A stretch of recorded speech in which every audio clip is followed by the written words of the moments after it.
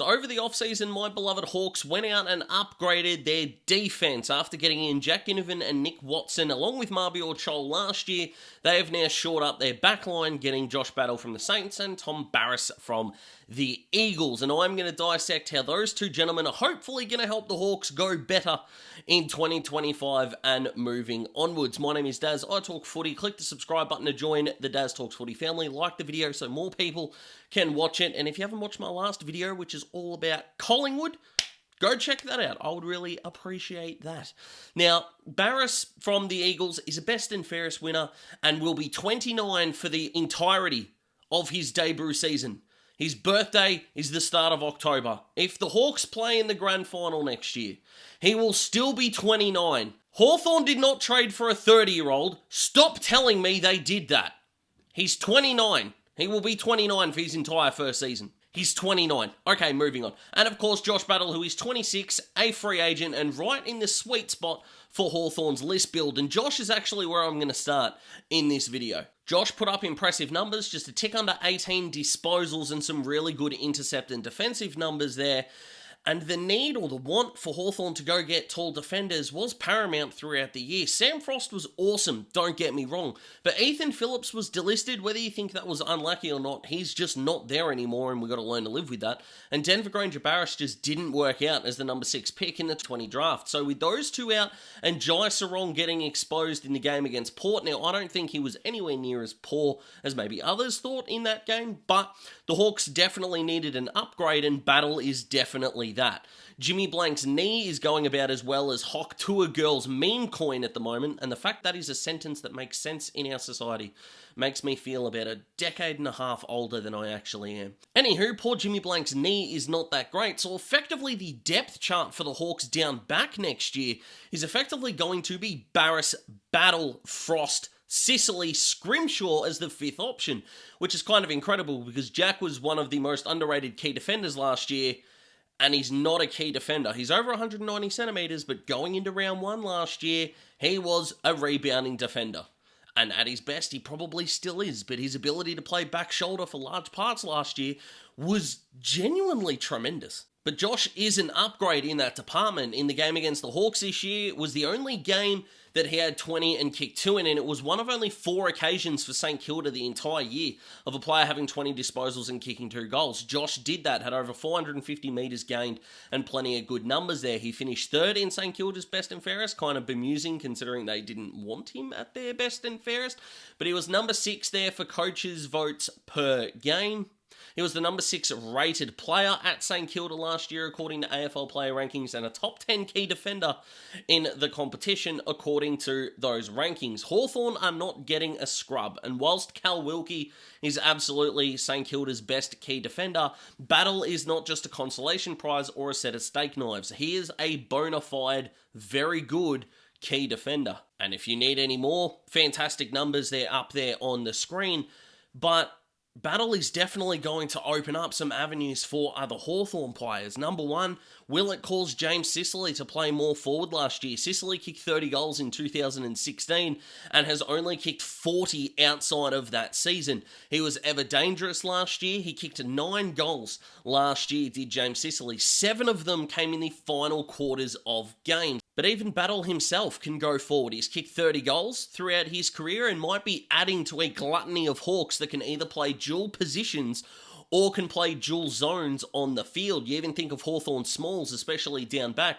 Jarman Impey can play as a back shoulder small defender or rebounder, so can Blake Hardwick. Carl Amon's got experience at half-back and on the wing, as has Chankwath Giath, and we don't even know if he's going to be in Hawthorn's best 23 next year. The aforementioned Jack Scrimshaw and Massimo D'Ambrosio, who should have been an All-Australian wingman, because he was the 2nd best wingman in the comp last year, although you could argue 3rd with Blake Acres, but hey, Hawthorn bias hat on. Just for a second, I'm going to put him 2nd. The actual analyst in me thinks that it was still Blake Acres, so Carlton fans don't attack me, okay? But he also had experience at halfback last year and even went forward a couple of times. The majority of Massimo's goals this year were also in last quarters, so He's running out games really well. And again, Battle would add to that. You look at Josh Weddle, who looks like he's going to play a secondary ruck role this year, which he did athletically in the last 8 games of the season, including a couple of the finals to help out Lloyd Meek.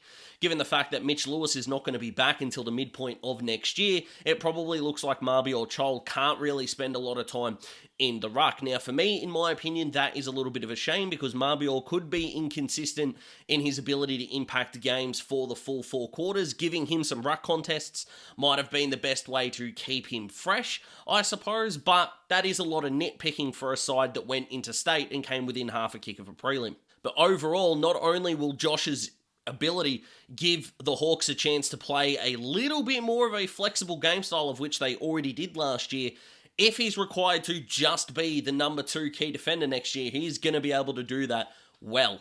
And Hawthorn's number 1 key defender next year is going to become the one-time best and fairest winner and premiership eagle, Tom Barrass. Now, I am convinced that no one really watched West Coast that much whilst he was there because he was Jeremy McGovern. The unfortunate part of that is that West Coast also had Jeremy McGovern.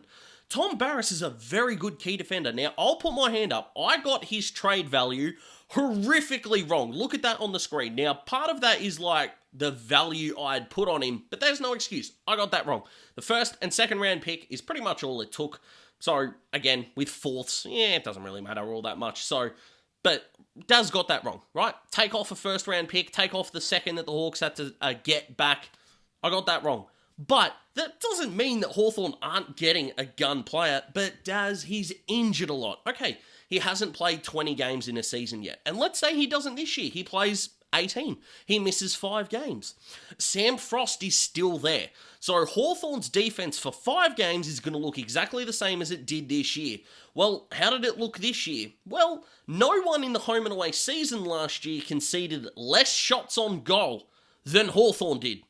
And if you're wondering, why does that mean that Barrass is coming in? Well, I would argue that a 29-year-old Barrass and a 26-year-old Josh Battle means that a 31-year-old Sam Frost and James Sicily, who is not a key defender no matter how many times Hawthorn fans keep telling me he is not the answer. Barrass and Battle as a 1-2 punch are better than Frost and Sicily. Sorry, they are. Can Frost play in the same side as all of those guys? I don't think so. Will Sicily either become the best intercept defender of the year next year or a genuine swingman that Sam Mitchell can play around with? Absolutely he can. And that's part of what's making Hawthorn so fun to watch. But in the first 2 months of the season, the Hawks were struggling. 1-6, remember? And early on, key forwards were getting a hold of the Hawks, as you can see here on the screen. Now, I know they're not massive numbers, but of course, players aren't kicking bags like they used to. And you even look at Hawthorn's last 3 losses for the season.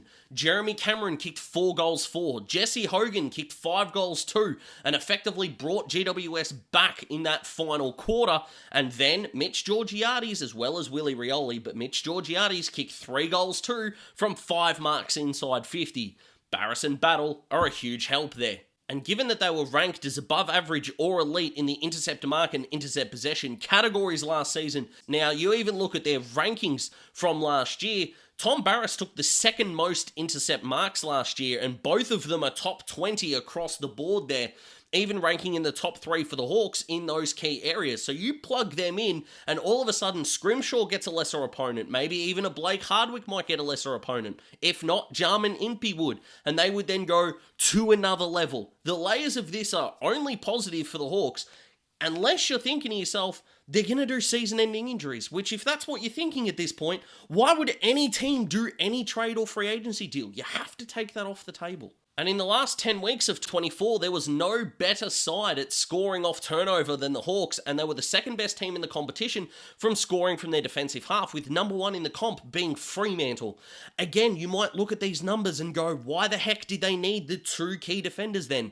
Well, I would argue that the fact that they weren't even mid-table for intercept possessions and intercept marks last year might be a reason why, and getting in guys that are above average and elite in these categories is only going to take the defense to another level. As I said before, Hawthorn targeted the forward part of the ground in last year's trade period. Now they've targeted the defensive side. Given that I believe the Hawks are still going to try and go after a midfielder, Luke Davies-Uniacke to be more specific, then effectively they'll think to themselves that the ground is done. Lloyd Meek was a revelation last year. Will Day needs to get healthy. John Newcombe is an A-grade midfielder in the competition now. If you watched him throughout the final series in the last 2 months of the year and you still disagree with that, I can't get on board with that opinion, I'm sorry. And then last but not least, the space that Battle and Sicily are going to be able to open up is only going to benefit the trio of Hawthorn's high half forwards with Dylan Moore, Connor McDonald, and Jack Ginnivan. Yes, Jack Ginnivan, who whilst, yes, did kick 12 less goals than he did 2 years ago, his season output this year was better than anything that we have seen from him, averaging over double-digit disposals for the first time, and easily. But you put these three together and look at their numbers. That first row is for their disposals per game. That second row is score involvements. And to prove how good they were as high half forwards this year, that third row, those numbers at the bottom of your screen, were pressure acts per game in the defensive half. For an all-Australian half forward, one of the most underrated half forwards in the competition, and one of the most polarising players. Now, as a Hawthorn fan, I don't really give a stuff if you don't barrack for Hawthorn and you don't like Jack Ginnivan, but surely there aren't still Hawthorn fans that don't like this move, right? The guy nearly kicked 30 goals this year, averaged more disposals than he ever did, and he's playing for his childhood club and bringing a sense of fun that I genuinely don't believe the Hawks have seen before. And Jack is one of the reasons why. Nick Watson is one of the reasons why. All of the young Hawks are a reason why. And of course, you've got the two old farts in Luke Breust and Jack Gunston, who just light the place up in their own dad kind of way, even though Jack Gunston said at the best and fairest that the young blokes at Hawthorn has put him off having kids, which I thought was kind of hilarious. But these high half forwards and positional versatility that all of these players are going to offer is only going to stem to better results. Look at the way that Hawthorn were able to run games out last year. If we take a look at their fourth quarters last year, look at who led them in scoring. Now, Luke Breust was the sub, so you could say that not only his mature body, but the way he conducts himself, the professionalism, the just all-round class of a small forward he is. But being the sub does help too, that he leads the pack. Look at the three players who are in equal second on that list. Exactly. So those three boys having either Battle or Sicily down there, still having Chol down there, Watson themselves, obviously, down there means Hawthorn's forward line and Kal Shadir. How the heck did I forget about that brilliant young man? Having all of those together is just going to add another string to Sam Mitchell's bow. Almost to the point now where I feel like Sam Mitchell overthinking may be a cause of a Hawthorn weakness, maybe. Now, the only time that two times that I think Sam Mitchell overthought to a dangerous level was the game against Melbourne, where he thought kicking through the zone would be an idea, and that was horrible. And the way that he shut down the game against Port Adelaide the first time we played them at Adelaide Oval, which I did a video on. So where does this stand for the Hawks? Well, I'm all in. Chips in on the Hawks. These two moves are going to work and work brilliantly provided they're both fit. But I'm not going to go into a season, whether it's the Shea Bolton video or this Hawthorn one, saying that a new recruit may get injured, because that's crap and we don't like that in the slightest. But seriously, I am pumped up for the Hawks, and even going into last year, I don't think I've had a season since going into 2015 have I been this excited about a Hawks team. They're the new age social media. They are the most fan interactive team in the competition, right? No one gets around them as much as they do. They're young, they're cocky, they're arrogant. Hate them if you want to, but everyone says they want more personality in the game until it's their club that doesn't show it. But that's a whole nother story. Anyway, guys, that's the video. Hope you enjoyed. Like the video if you like the video. Subscribe to join the Daz Talks Footy family. And look, I'm going to try and do another video this week because I've got a really cool topic in mind. But we'll see how we go. I have a very busy weekend coming up. But I hope you are having a fantastic day, week, month, wherever you're at. I don't mind. If you celebrate the holidays, I hope you got your Christmas shopping done. Because my goodness, the shops are busy even down here in Gippsland, for crying out loud. But look after yourselves, look after each other, and I will see you in the next one.